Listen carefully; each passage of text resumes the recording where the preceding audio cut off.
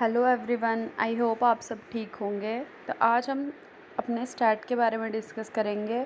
आज से मुझे अब जो नेक्स्ट लेक्चर लेके आना था वो मेमोरी के रिलेटेड लेके आना था, बट इससे पहले मैंने सिलेबस और इम्पॉर्टेंट टॉपिक्स अपलोड किए थे।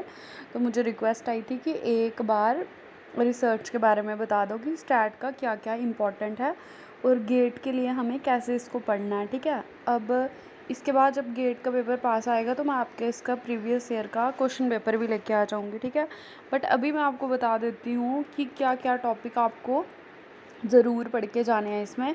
नहीं तो ऐसे लगता है कि जो स्टार्ट खुद में एक बहुत ब्रॉड टॉपिक है और पता नहीं लगता है कि हमें क्या पढ़ना है क्या नहीं पढ़ना है।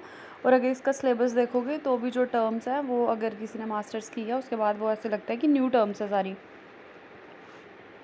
तो सबसे पहले आ गया हमें, रिसर्च तो आपको पढ़ के जानी है ना। रिसर्च का जो मैंने पहले भी बताया कि रिसर्च का क्या क्या पढ़ के जाना है, उसमें मैंने सैम्पलिंग नहीं बोली थी आपको। वो सिलेबस के अकॉर्डिंग आपको पता होता है कि रिसर्च में क्या होता है। सैम्पलिंग भी पता होनी चाहिए, डाटा कलेक्शन का पता होना चाहिए, प्राइमरी सेकेंडरी डाटा वगैरह, ठीक है, मैथड्स वगैरह, उसमें वही है। अब उसके बाद हम स्टार्ट पे आ जाते हैं। हमें क्या पता होना चाहिए, सेंट्रल टेंडेंसी के बारे में पता होना चाहिए। क्या क्या हम यूज़ करते हैं सेंट्रल टेंडेंसी को मेज़र करने के लिए, जैसे मीन, मीडियन, मोड। मीन क्या हो गया, आपकी एवरेज हो गई। मीडियन आपका मिड पॉइंट आ गया। मोड आ गया, जो आप रिपीट नंबर्स आते हैं उनको मोड बोलते हो। ठीक है, वो कैलकुलेट करने के लिए नहीं बोलेंगे आपको कि इनको कैसे कैलकुलेट करना है। फिर आ गया डिस्पर्शन, स्टैंडर्ड एविएशन और रेंज को हम यूज़ करते हैं। वेरिएशन को यूज़ करते हैं किसके लिए, डिस्पर्शन के लिए। फिर आ गया आपका एनपीसी कर्व, बड़ी इंपॉर्टेंट है, इस बार भी इसके क्वेश्चन पूछे थे। एनपीसी कर्व की सारी करैक्टरिस्टिक्स आपको पता होनी चाहिए। ठीक है, फिर अब मैं इधर डिस्कस नहीं कर सकती ना, क्योंकि फिर ये वीडियो बड़ी लंबी चल जाएगी। मैं सिर्फ इम्पॉर्टेंट टॉपिक पे लेके आई हूँ, ये पूरा टॉपिक को डिस्कस नहीं करूँगी इसमें। फिर आ गया पैरामीट्रिक टेस्ट और non parametric test. Parametric test आपके वो होते हैं जो आपके एनपीसी को फॉलो करते हैं, रैंडम सिलेक्शन होती है जिसमें, ठीक है, ये सारी इसकी करैक्टरिस्टिक्स हैं। वो आ गया आपके पैरामीट्रिक टेस्ट। पैरामीट्रिक टेस्ट में आपके आगे जैसे T test, F test, Z test, Pearson correlation, ये सारे आपके पैरामीट्रिक आ गए। नॉन पैरामीट्रिक की एग्जांपल आ गई आपकी U test, Kruskal Wallis test, Friedman test, sign test, median test, chi square test. अब ये सारे टेस्ट क्या हैं, इनमें कितने वेरिएबल्स यूज़ होते हैं, ये किस चीज़ के लिए यूज़ होते हैं, इसका आपको बेसिक लेवल पता होना चाहिए। क्योंकि पेपर क्वेश्चन पेपर वहाँ से ही बनता है कि बेसिक है क्या ये। जैसे टी टेस्ट किस लिए हम यूज़ करते हैं, टी और जेड टेस्ट हम किसके लिए यूज़ करते हैं, हाइपोथेसिस को टेस्ट करने के लिए यूज़ करते हैं। अनोवा आपका किसके लिए यूज़ होता है, मेन डिफरेंस बताता है दो ग्रुप के, जो पॉपुलेशन होता है उसका मीन बताता है। कोरिलेशन किस लिए यूज़ होता है, रिग्रेशन क्यों यूज़ करते हैं हम। ठीक है, ये सिर्फ इनके यूज़ और बेसिक पता होना चाहिए कि ये टेस्ट हैं क्या और किस लिए यूज़ हो रहे हैं, इसके फार्मूले क्या है, इसको कैलकुलेट कैसे करते हैं, ये आपको पेपर में नहीं पूछते हैं। ठीक है, अब जैसे आ गया साइन टेस्ट, इसका पता होना चाहिए। अगर आप बोलोगे तो मैं इनकी अलग से वीडियो लेके आ सकती हूँ।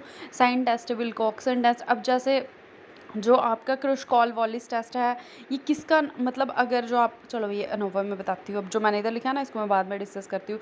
फिर यूज़ पता होना चाहिए आपको हाइपोथेसिस का। हाइपोथेसिस क्या है ये पता होना चाहिए। आपकी एक टेंटेटिव सोल्यूशन होता है, कभी कभी सीधा पूछ लेते हैं कि हाइपोथेसिस है क्या और स्टेटमेंट दे देंगे। ठीक है, फिर आ गया उसके बाद आपकी टू टाइप्स की आ गई हाइपोथेसिस, नल हाइपोथेसिस और अल्टरनेट हाइपोथेसिस आ गई आपकी। अब आ गया कि जो हमें एविडेंस मिलता है नल हाइपोथेसिस को चेक करने के लिए, वो, उसको हम, उस वैल्यू को क्या बोलते हैं, उसको पी वैल्यू बोलते हैं। जैसे पी वैल्यू क्या आ गई आपकी 0.1 और 0.5, इसमें हम सिग्निफिकेंट डिफरेंस चेक करते हैं। ठीक है, फिर आ गया उसके बाद एरर पता होने चाहिए आपको, दोनों टाइप, अल्फ़ा एरर या बीटा एरर या टाइप 1 टाइप 2 एरर भी बोल सकते हो इसको। फिर उसके बाद कोरिलेशन पता होना चाहिए। ठीक है, कोरिलेशन की सारी टाइप्स पता होनी चाहिए आपको। कोरिलेशन की सारी टाइप्स पता होनी चाहिए, जैसे पियर्सन कोरिलेशन क्या है, उसके बाद स्पेयरमैन क्या है। स्पेयरमैन उसका ही नॉन पैरामीट्रिक वर्जन आ जाता है। फिर पॉइंट बाई सीरियल, टेट्राकोरिक, फिनोमिना। ठीक है, ये फाई कोफिशिएंट, फिनोमिना तो परसेप्शन में पहुंच गई। ठीक है, ये पता होना चाहिए। उसके बाद रिग्रेशन और कोरिलेशन में क्या डिफरेंस है, बड़ा इंपॉर्टेंट है, पता होना चाहिए। कोरिलेशन में आपका क्या आ जाएगा, सिर्फ आप रिलेशन बताते हो, उसका कॉज नहीं बताते। बट जो आपका रिग्रेशन है उसमें आप क्या करते हो, उसमें आप उसका उसका कॉजल रिलेशनशिप बताते हो, जो दो आपके इंडिपेंडेंट और डिपेंडेंट वेरिएबल हैं। ठीक है, अब इसका पूरा डीप में क्या मतलब रिग्रेशन है क्या, इसके कितने टाइप्स हैं ये भी पता होना चाहिए। जैसे सिंपल लीनियर रिग्रेशन आ गया, मल्टीपल आ गया, फिर कुछ टर्म्स आ गई जैसे होमोजेनिटी, हिट्रोसिरकासिटी, इसको मतलब ये कहाँ पे किस में यूज़ होती है, कौन से रिग्रेशन की टर्म्स में हम इनको यूज़ करते हैं। फिर आ गया उसके बाद किस में हम रैंडम सैम्पलिंग यूज़ करते हैं, ठीक है। मल्टीपल रिग्रेशन क्या है, इसमें कितने कॉन्टीन्यूअस वेरिएबल यूज़ करते हैं और कितने आपके कैटेगरिकल वेरिएबल्स यूज़ करते हैं, ठीक है। रिग्रेशन में कौन से वेरिएबल यूज़ हो रहे हैं और कोरिलेशन में कौन से वेरिएबल यूज़ हो रहे हैं ये भी पता होना चाहिए। फिर उसके बाद आ गया आपका factor analysis. Factor analysis main हम किस लिए करते हैं, आपका लेटेंट जो आपके ये होते हैं वेरिएबल्स होते हैं इनको मेज़र करने के लिए। लेटेंट वेरिएबल क्या आगे, जो आपके अनऑब्जर्व्ड वेरिएबल्स होते हैं, ठीक है। और वेरिएबल और फैक्टर में क्या डिफरेंस है ये भी पता होना चाहिए। जो वेरिएबल है उनको हम ऑब्जर्व कर सकते हैं और वो कोरिलेटेड होते हैं, और जो फैक्टर है वो लोअर नंबर ऑफ अनऑब्जर्व्ड वेरिएबल्स होते हैं, ठीक है। कभी कभी ये सिंपल डिफरेंस पूछ लेते हैं किसमें, आपको मैच द फॉलोइंग में। फिर आगे आपको इसके टाइप्स मतलब इसके मेथड, जो आपका फैक्टर एनालिसिस है उसका मेथड पता होना चाहिए। Exploratory, confirmatory, structural, equation modelling.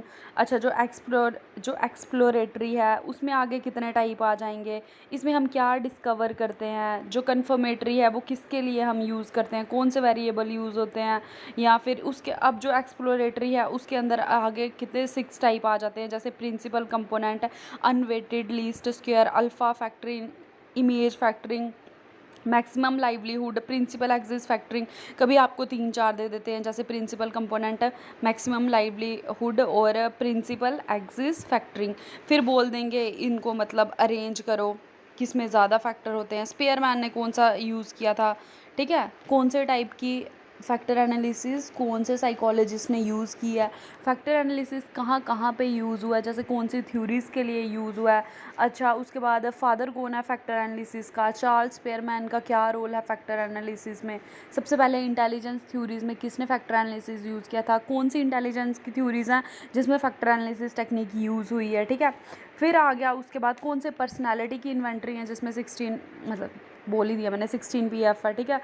फिर आ गया और भी हैं। फिर आ गया जैसे कॉमन वेरिएंस, स्पेशल वेरिएंस और एरर वेरिएंस, इसमें क्या डिफरेंस है। और प्रिंसिपल कंपोनेंट है वो क्या क्या यूज़ करता है, कॉमन वेरिएंस, स्पेशल वेरिएंस की, स्पेसिफिक वेरिएंस की, एरर वेरिएंस, ये सारी चीज़ें आ गई। ये तभी होगा जब आप अपने 2-2 पेज के इसके शॉर्ट नोट बनाओगे, उसको रिवाइज़ करोगे, आपके डिफरेंस इन चीज़ों के रिलेटेड क्लियर हो जाएंगे। ये कोई मुश्किल नहीं है, मैं पहले भी बोल रही हूँ ये यूनिट मुश्किल नहीं है। फिर आ गया उसके बाद रोटेशन आ गई, जैसे आपकी ऑर्थोगोनल और ओब्लीक रोटेशन आ गई। ऑर्थोगोनल आ गई जब 2 फैक्टर अनकोरिलेटेड होते हैं, ओब्लीक आ गई जब रिलेटेड होते हैं। जब अनकोरिलेटेड होते हैं तो ये 3 टाइप आ गई, जब ओब्लीक हैं तो ये 2 टाइप्स आ गई। डायरेक्ट ओब्लिमिक कब हम यूज़ करते हैं, जब 2 या 2 से ज़्यादा फैक्टर को रिलेट करते हैं, और प्रोमैक्स करते हैं जब लार्ज आपके पास डाटा क्या होता है, ज़्यादा होता है। अब आ गया जो मैंने ये लिखा था इधर, अब जो एनोवा है, एनोवा आगे बताती हूँ क्या है। जो एनोवा है उसका नॉन पैरामीट्रिक वर्जन हम कौन सा यूज़ करते हैं। ये मतलब ये क्वेश्चन क्रोश कॉल वाले अच्छे टेस्ट तो कोई 2-3 सालों से पूछ रहे हैं, बट 3-4 ये टेस्ट हैं जिनका ये नॉन पैरामीट्रिक वर्जन पूछते हैं, ठीक है, पैरामीट्रिक का। तो जो एनोवा है पैरामीट्रिक, उसके लिए नॉन पैरामीट्रिक अल्टरनेटिव कौन सा है, Kruskal Wallis H test. 2 way ANOVA के लिए फ्राइडमैन टेस्ट। उसके बाद आगे आपके नेक्स्ट, उसके बाद देखो जो आपके एच टेस्ट, जो आपका टी टेस्ट और एच टेस्ट है, इनके भी हैं। टी टेस्ट और एच टेस्ट आपका किसके लिए यूज़ होता है, हाइपोथेसिस टेस्ट करने के लिए यूज़ होते हैं ये दोनों टेस्ट। अब जो टी टेस्ट है ये कंपेयर करता है मीन 2 ग्रुप का, और एच टेस्ट होता है जब when assumption of ANOVA not meet, तो हम क्या यूज़ करते हैं, एच टेस्ट यूज़ करते हैं। एच टेस्ट क्या है आपका, अच्छा ये एच टेस्ट हाइपोथेसिस टेस्ट के लिए नहीं है, जेड टेस्ट है, सॉरी ये मैंने इधर कर दिया, ठीक है। टी और जेड, टी टेस्ट और जेड टेस्ट है हाइपोथेसिस टेस्ट के लिए। पहले आ जाते हैं हम एक्सपेरिमेंटल डिज़ाइन आ गया आपका, जैसे एनोवा आ गया, मैनोवा आ गया, एनकोवा आ गया, मैनकोवा आ गया। एनोवा आ गया एनालिसिस ऑफ वेरिएंस, ठीक है। इसमें हम पॉपुलेशन के मीन का डिफरेंस देखते हैं, 2 अलग अलग पॉपुलेशन के मीन का डिफरेंस देखते हैं। एनोवा में मेज़र करता है ये सिग्निफिकेंट डिफरेंस 2 लेवल पे, 3 लेवल पे, 4 लेवल पे। इसके भी अलग टाइप हैं, जैसे 1 वे एनोवा आ गया आपका, टू वे अनोवा आ गया आपका। जो वन वे अनोवा है उसमें एक इंडिपेंडेंट वेरिएबल होगा और एक ही डिपेंडेंट होगा। और जो two way ANOVA, two way, three way, four way, इनको हम फैक्टोरियल अनोवा भी बोलते हैं। इसमें more than one independent variable होगा और डिपेंडेंट वेरिएबल भी ज़्यादा होंगे, ठीक है। अब कभी कभी सिंपल स्टेटमेंट आपको दे देते हैं और पूछ लेते हैं ये कौन सा डिज़ाइन यूज़ हुआ। आपको वहाँ से ये डिटेक्ट करना होता है कि इसमें इंडिपेंडेंट वेरिएबल कितने हैं, डिपेंडेंट वेरिएबल कितने हैं। कभी कभी आपको सीधी स्टेटमेंट दे देंगे और आपको पता लग जाएगा इसमें कोरिलेशन यूज़ हो रहा है।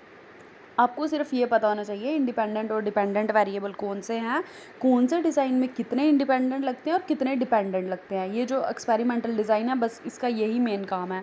फिर आ गया उसके बाद अब देखो जो वन वे अनोवा है ये भी टू टाइप्स का है। बिटवीन सब्जेक्ट के बीच में होगा कि रिपीटेड मेजर होगा, एक ही सब्जेक्ट पे बार बार करेंगे, ठीक है। सेम पार्टिसिपेंट होंगे, डिफरेंट पार्टिसिपेंट होंगे। अब अनोवा की क्या कुछ जो मतलब फुलफ़िल करनी पड़ती हैं इनको कुछ डिमांड्स अनोवा की, क्या है कि नॉर्मल डिस्ट्रीब्यूशन होनी चाहिए, सेम वेरिएंस होना चाहिए पॉपुलेशन का, रैंडम और इंडिपेंडेंट पॉपुलेशन होनी चाहिए। फिर आ गया आपका मेनोवा। मेनोवा में अच्छा सॉरी, इसमें जो आपका एनोवा है ना, मैंने इसमें गलती से दो डिपेंडेंट वेरिएबल बोल दिया। इसमें इंडिपेंडेंट वेरिएबल एक ही होगा, डिपेंडेंट वेरिएबल भी एक होगा। इंडिपेंडेंट वेरिएबल एक होगा वन वे अनोवा में, two way, three way, four way ANOVA में भी इंडिपेंडेंट वेरिएबल ज़्यादा हो सकते हैं, बट जो डिपेंडेंट वेरिएबल है वो वन वे अनोवा में एक ही होगा, चाहे वो टू वे होगा, थ्री वे होगा, फोर वे होगा, डिपेंडेंट एक ही होगा। मेनोवा में क्या होगा, इसको बोलते हैं मल्टीपल एनालिसिस ऑफ वेरिएंस। इसमें डिपेंडेंट वेरिएबल एक से ज़्यादा हो सकते हैं, तभी ये मल्टीपल बोलते हैं हम। इस बार भी स्टेटमेंट शायद सेट में पूछी थी, नहीं नेट में ही पूछी थी, तो उसका आंसर मेनोवा था क्योंकि उसमें डिपेंडेंट वेरिएबल दो से ज़्यादा थे और इंडिपेंडेंट तो ज़्यादा थे ही। बट अगर एक इंडिपेंडेंट वेरिएबल होता और एक ही डिपेंडेंट होता फिर सोचना पड़ता कि कौन सा है, बट अगर डिपेंडेंट वेरिएबल दो हो गए तो एनोवा नहीं होगा, फिर मेनोवा ही होगा। फिर आ गया एनकोवा, ये आ गया एनालिसिस ऑफ कोवेरिएंस। कोवेरिएंस आ गया आपके एक्सट्रेनियस वेरिएबल। इसमें क्या करते हैं कि एक्सट्रेनियस वेरिएबल को कंट्रोल करते हैं, ठीक है। अब ये भी इसकी जैसी सेम कहानी है, आपको एनकोवा पता होगा, मैनकोवा मतलब मल्टीपल आ जाएंगे। फिर आ गया उसके बाद आपके कुछ टेस्ट आ गए, जैसे टी टेस्ट पैरामीट्रिक है आपका, जेड टेस्ट आपका क्या है पैरामीट्रिक है, एच टेस्ट आपका नॉन पैरामीट्रिक है, काई स्क्वायर आपका नॉन पैरामीट्रिक है। अच्छा, अब जैसे क्वेश्चन गेट का क्वेश्चन कैसे पूछते हैं ना, जैसे काई स्क्वायर का पूछ लिया, स्टेटमेंट दे दी आपको 4-5 और आपको बोल देंगे कि इसमें काई स्क्वायर के बारे में क्या स्टेटमेंट्स राइट हैं, कि हम उसको और क्या क्या बोलते हैं। तो test of goodness to fit भी बोलते हैं, टेस्ट ऑफ इंडिपेंडेंस बोलते हैं, टेस्ट ऑफ होमोजेनिटी बोलते हैं। अच्छा, टेस्ट टू किसके लिए यूज़ होती है, ये फ्रीक्वेंसीज़ के लिए यूज़ होती है। अच्छा, काई स्क्वायर का कभी कभी एमसीक्यू आपको पूछते हैं, मतलब न्यूमेरिकल पूछ लेते हैं, क्योंकि इसका फार्मूला सिंपल ही होता है, ऑब्जर्व्ड फ्रीक्वेंसी और एक्सपेक्टेड फ्रीक्वेंसी, ये आपको दी होती हैं और बोलते हैं काई स्क्वायर इसका निकाल लो। तो आपको क्या करनी है, सबसे पहले समेशन ले लेना है, उसके बाद जो आपकी ऑब्जर्व्ड फ्रीक्वेंसी है उसमें से एक्सपेक्टेड माइनस करके उनको स्क्वायर करके अपॉन एक्सपेक्टेड फ्रीक्वेंसी निकाल देनी है। तो ऐसे हम काई स्क्वायर को कैलकुलेट करते हैं, ठीक है। फिर आ गया जेड स्क्वायर, फिर जेड टेस्ट आ गया आपका। अच्छा, टी टेस्ट आ गया। सबसे पहले मीन को हम जब मीन क्या करते हैं, कंपेयर करते हैं दो ग्रुप का, तब हम टी टेस्ट लगाते हैं। ये भी पेयर्ड होता है और टू सैम्पल होता है। पेयर्ड आ गया कि सेम ग्रुप में टू सैम्पल आ गया, अलग अलग सैम्पल। अब जो टू सैम्पल टी टेस्ट है ना, उसके लिए नॉन पैरामीट्रिक अल्टरनेटिव है आपका यू टेस्ट, और जो आपका पेयर्ड है ना उसके लिए विल्कॉक्सन साइन रैंक टेस्ट, ठीक है। एक पेज ले लो, एक साइड लिख लो पैरामीट्रिक, एक साइड लिख लो इनका नॉन पैरामीट्रिक हम कौन सा अप्लाई करते हैं, उसके सामने उसको लिख दो, और ये कोई जहाँ से भी पढ़ते हो उस नोटबुक के फ्रंट पेज में ऐसे कर लो, ये इजी रहेगा। फिर आगे एच टेस्ट, जब हम क्या करते हैं अनोवा की अजम्पशंस नहीं फुलफ़िल कर पाते हैं, इसका मैंने बताया ना आपको कि इसका नॉन पैरामीट्रिक वर्जन क्या है, एच टेस्ट है। फिर आ गया Z test, two population mean are different when the variance are known and the sample size is large. अब टी टेस्ट और जेड टेस्ट में एक ही डिफरेंस है कि टी टेस्ट हम तभी यूज़ करते हैं जब सैम्पल साइज स्मॉल होता है, और जेड टेस्ट तभी यूज़ करते हैं जब सैम्पल साइज लार्ज होता है, ठीक है। अब और भी बड़ी सारी चीज़ें हैं, मैं आपको दिखाऊंगी। मैंने अपने रूम में तो एक चार्ट बना के लगा दिया था। चलो नेक्स्ट वीडियो में या जब भी मैं स्टार्ट की वीडियो लेके आऊँगी किसी पर्टिकुलर टॉपिक पे, मैं आपको वो चार्ट भी दिखा दूँगी। आप अपने रूम में एक चार्ट बना के भी लगा सकते हो, ये इतना ज़्यादा टफ नहीं है, मैं पहले बोल रही हूँ। और स्टैट में अच्छे से आपको आराम से मार्क्स मिल जाते हैं अगर आप पैराग्राफ भी अटेंड करने लगोगे, 2-3 बार रीड करोगे। अगर 5 क्वेश्चन हैं तो 3 आप आराम से सॉल्व कर सकते हो, ठीक है। अगर वीडियो अच्छी लगी तो लाइक करें, चैनल को सब्सक्राइब करें, वीडियो को शेयर भी करें। और ये जो मैं डिस्क्रिप्शन बॉक्स में इसकी PDF डाल दूँगी। और अगर आपको पर्टिकुलर टॉपिक पे एक वीडियो चाहिए तो आप बोलना, तो मैं वो भी एक पर्टिकुलर टॉपिक पे करवा दूँगी। बट अगर आप बोलो कि एक ही वीडियो में मैं ये सारे टॉपिक कवर कर पाऊँ तो वो नहीं हो सकता। बट इधर मैंने आपको बता दिया कि हमें मेन पढ़ के क्या जाना है इसके लिए, ठीक है। Thank you.